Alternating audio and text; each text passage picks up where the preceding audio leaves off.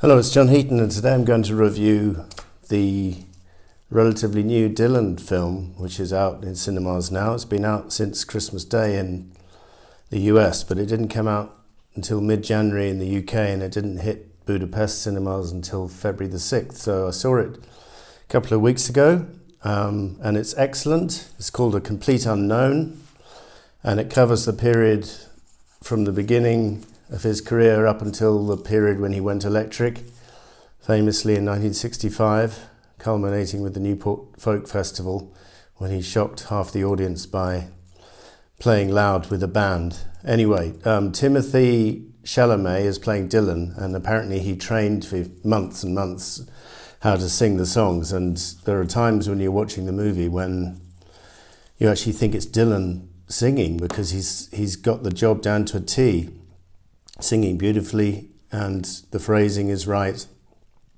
the intonation, everything. The film was directed and the screenplay is written by James Mangold, and it's based on a book called Dylan Goes Electric by Elijah Ward. So apart from Timothy Chalamet playing Dylan superbly, we have some strong performances from Edward Norton playing Pete Seeger, Ellie Fanning playing Sylvia Rasso. So her name's been renamed from Suze Rotolo to protect the identity of the original girlfriend. But that's the famous girlfriend who's on the cover of Freewheeling, and she features quite strongly in the movie. And there's a bit of poetic license taken because the relationship is kind of on and off, and it drags on up until 65, where in actual fact they split up, I think, in 64.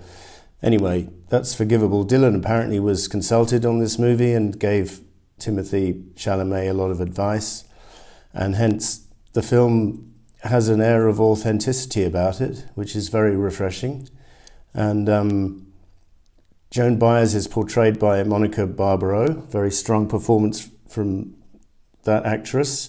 We've got Norbert Leo Butz playing Alan Lomax. I recognised him from playing one of the brothers in the TV series Bloodline. And we've got various people playing. Johnny Cash is featured. Peter Yarrow from Peter, Paul and Mary is in the movie. And by and large, the film received good reviews. There were a couple of negative ones complaining about the lack of historical accuracy, but really, I think it's a bit much, because I think it's a triumph for all concerned, in my opinion. And just a few highlights for me of the movie. Well, I quite enjoyed the story arc about the love triangle between Joan Baez and Sylvie and Dylan, although that maybe has been slightly exaggerated. But the early scenes with Dylan meeting Woody Guthrie, with Pete Seeger present in the hospital, are very moving. Again, not quite sure if it's 100% accurate with Pete Seeger being there, but doesn't matter to me. And then some of the songs, my friend Dave Costello said this whole film got him into early Dylan, and I think it's true. Probably true for anyone who's gone to see this movie, because sometimes I know I'm guilty of ignoring or not playing the early stuff, and when you watch a movie like this, you just think his songwriting from 63 to 65 is literally without equal, and I include Lennon and McCartney in that. Up until Rubber Soul, I think Dylan was streaks ahead of anyone, any competition. And when you watch the songs in the movie, it really hits home how good the lyrics are, like a song like A Hard Rain's Gonna Fall, Blowing in the Wind, The Times They Are A-Changing. And obviously the later ones like A Rolling Stone have featured Mr. Tambourine Man, Don't Think Twice, It's All Right, Masters of War, Subterranean Homesick Blues. The list is endless. And they're all from the early period. The latest song here is 65. And there's even a delightful performance of Fixing to Die, which is a cover version from the first album here. And the song to Woody, the song that Dylan wrote for Woody Guthrie, is performed in the film. Actually, he performs it to Woody Guthrie in the hospital. It's All Over Now, Baby Blue finishes the movie at the Newport Folk Festival. Maggie's Farm is featured at the Newport Folk Festival, and I think one of the things one notices about Dylan is he doesn't like to be pigeonholed. So when people sort of hailed him as the new folk saviour, singing all these protest songs, he said, well, I don't want to be that, I'm moving on. And Joan Baez, there was a lot of tension between Joan Baez and Dylan because they were doing a joint tour. And Joan Baez was trying to get Bob to do Blowing in the Wind. He said, I don't want to play that. I want to play new stuff and try again. And so she suggests some other early song. And he says, nope, not doing that one either. So then Joan Baez says, okay, well, I'm going to play it anyway for you. And so she performs Blowing in the Wind for the audience. But I thought that was quite interesting. The studio footage of him recording Highway 61, the track, amidst considerable laughter with the use of the whistle. I would say drugs are hinted at in the movie, but they're not obviously shown. But reading between the lines, you would think some kind of substance was involved in that scene. What else have we got? Al Cooper is quite hilariously turning up to the Like a Rolling Stones session, hoping to play guitar, and Bob Dylan says, well, we've already got a guitarist, Mike Bloomfield, and he's damn good.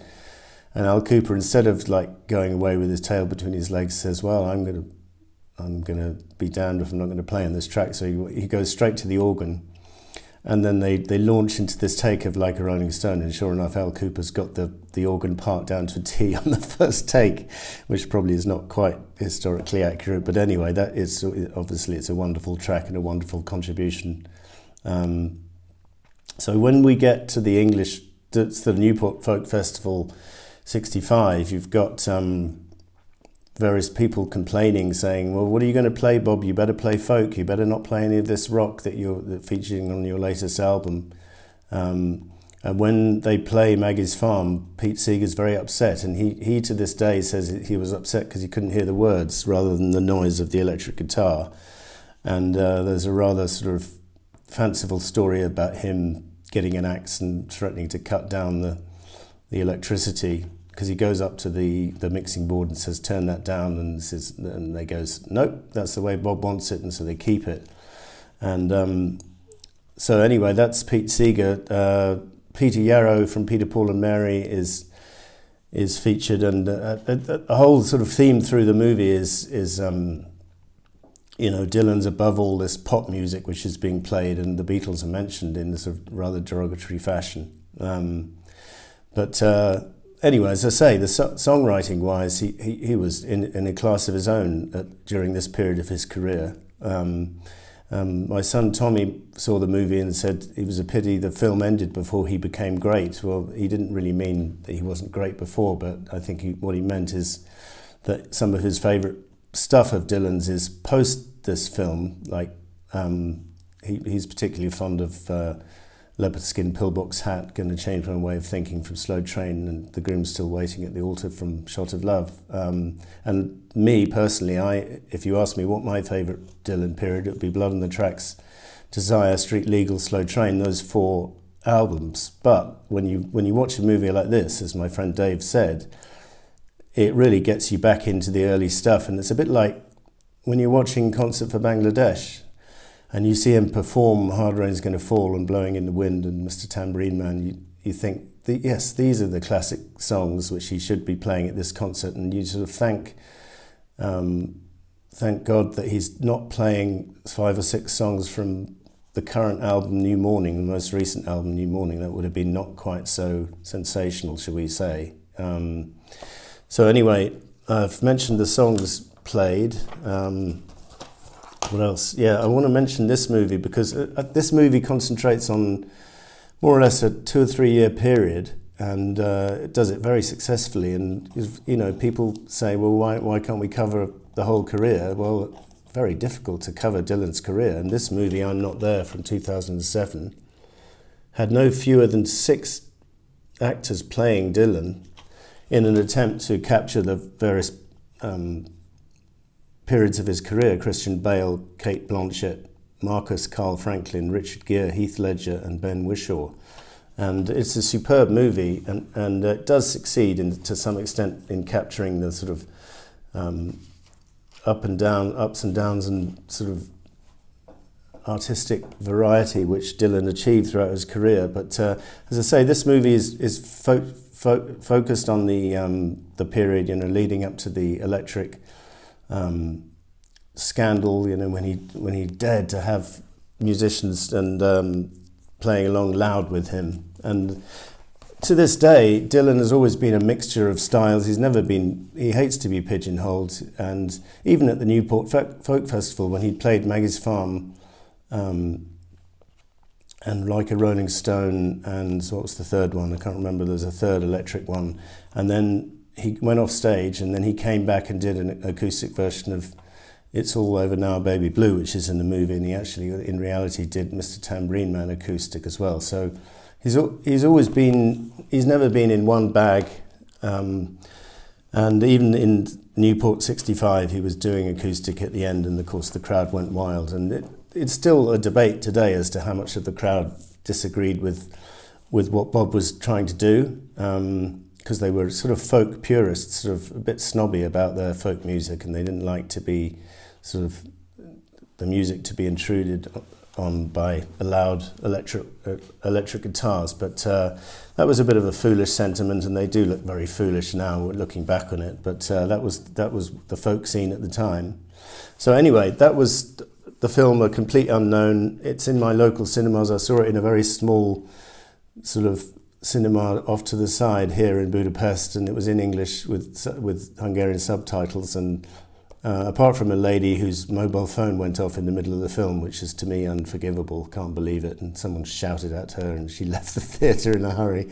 Apart from that, it was a very enjoyable experience, and it's still on, so I might go and see it again before it is taken off. So that was that. Thank you for watching. See you next time.